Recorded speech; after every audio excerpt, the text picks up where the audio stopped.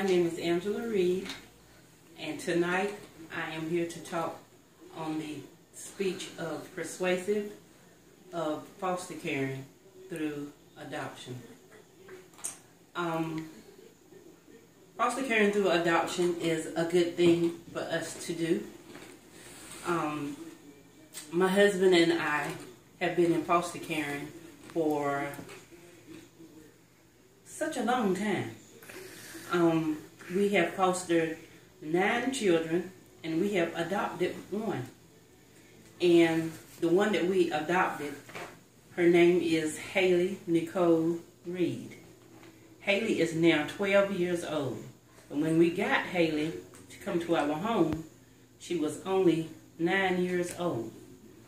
And I do remember going to the Department of Social Service to pick Haley up to come to our home.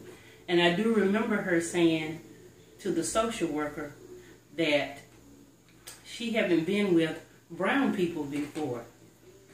So now Haley is a part of our family. Haley is a Caucasian child, and we are African Americans, as you can see. But that doesn't matter. In God's eyesight, we are all the same, and we are all His children. We thank God for having Haley. And we know that the children, when they come to us with a package. And the package I do mean is that some things that has expired in their life. Some bad things, some good things. But we all come together and to help each other out. And especially the children that we get. There are lots and lots of children out there that need our help. And God said that we are to be the light for the children's darkness. So we are there to help the children, help them to have a normal life, even though we know that they came with a baggage of different things that happened in their home. Haley she is one of 4 children. Haley couldn't no longer be with her mother. Her grandmother has passed, so her grandfather couldn't take care of her. And her mother had different things going on in her life, and as well as her aunt. She went to live with her aunt for a while, but that didn't work out. So Haley and her brothers and sisters had to leave and to come somewhere that she can be taken care of. So now that we have Haley, it's not a white thing or a black thing. We're all one color, as I stated before, in God's eyesight. And now that Haley is 12 years old, it's just like Haley is just our natural child. She's such a sweet girl.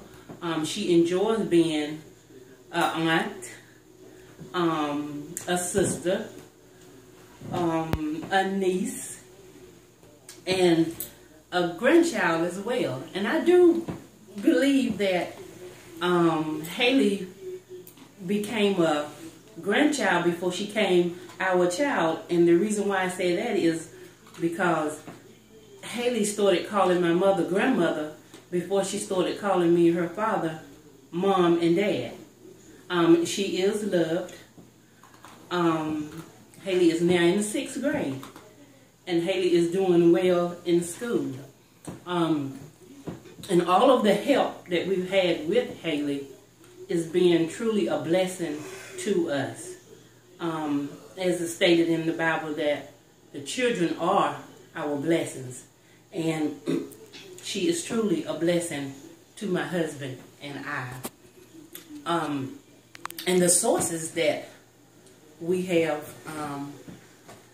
from with Haley is, one of the sources is that helped us with Haley is the agency that we started with, and which is Stand B Treatment Center in Smithfield, North Carolina. And another source is the adoptive parent workshop that we had to do and go and to partake of. And our other one is the post-adoption support services. And we've had a lot of support from Haley as well. And not only that, we have other sources that backs us, my husband and I, which is our pastor that helps us out with Haley, her pediatrician, her doctor, her family, her nieces, her nephews, and her big brothers.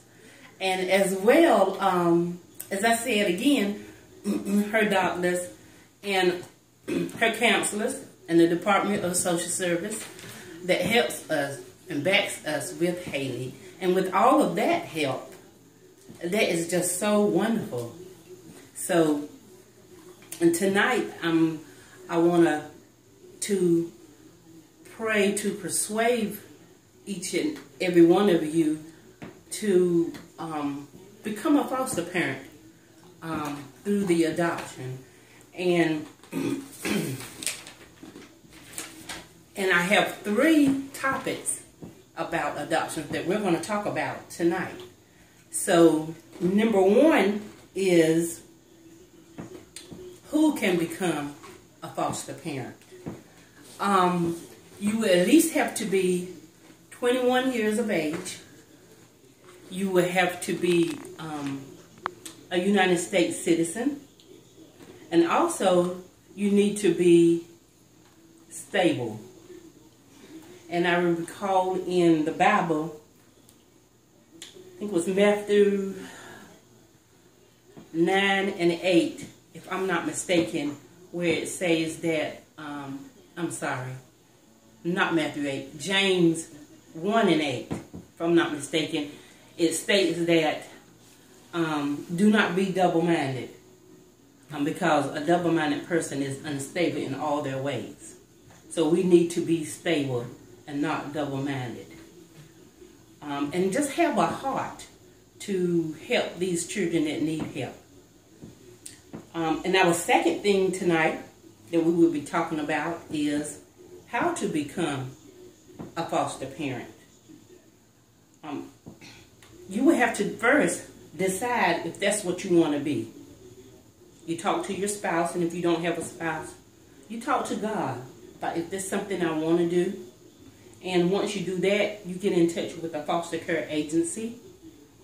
And it depends on the agency that you have, is how long you will have a child to come into your home. And like I said before, foster caring is such a beautiful thing, and we need to help those that are in need. And a lot of these children are in need. It's just so many of them, thousands and thousands of them are in foster care all over. And so many of them are becoming to be adopted. Just imagine that you can't go back.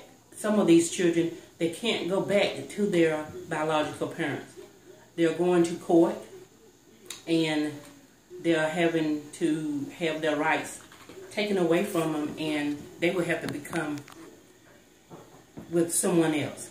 So that's one of the reasons why my husband and I went ahead and we seek the Lord first, and we talked to each other about adopting this young lady, Haley Reed. The third thing is, why should we become foster parents? And like I said before, it's because it's so many of them out there that are needed. They're in need. They don't know what's really going on. Some of them are young, real young. And then there are some of them that gets to the age out part where 18 or 19 and they can age out. But some of them don't. They really prefer to stay in because they don't know where to go. They're scared because they don't know where to go once they're age out.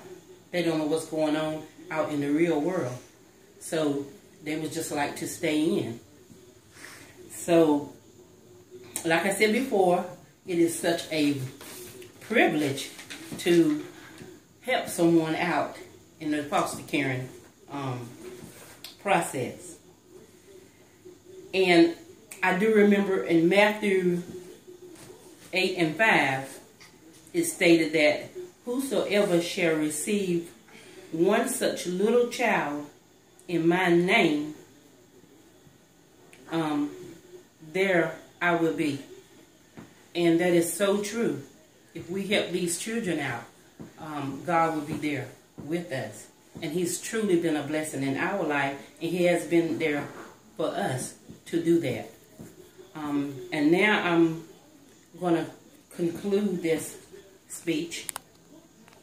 And even though that this is not the end of my story, because I know my story goes on and on and on, and it does with a foster child or adopted child. The story just goes on and on and on. Adoption is a good thing to do for each and every one, and I know a lot of people say it's not for them. But if your heart is in it and you love taking care of the child and doing God's work, because He wants us to take care of the children as well if they can't take care of themselves. So we have to do it. And we have to stay prayed up to do that. So tonight, I just want to say that we need to get our business together to help our foster children, because they really need our help. So I just want to leave with you tonight that this question: will you be the next one that will pass the torch on and help the children that need help, so they will be follow you? And as we look for the guidance of God,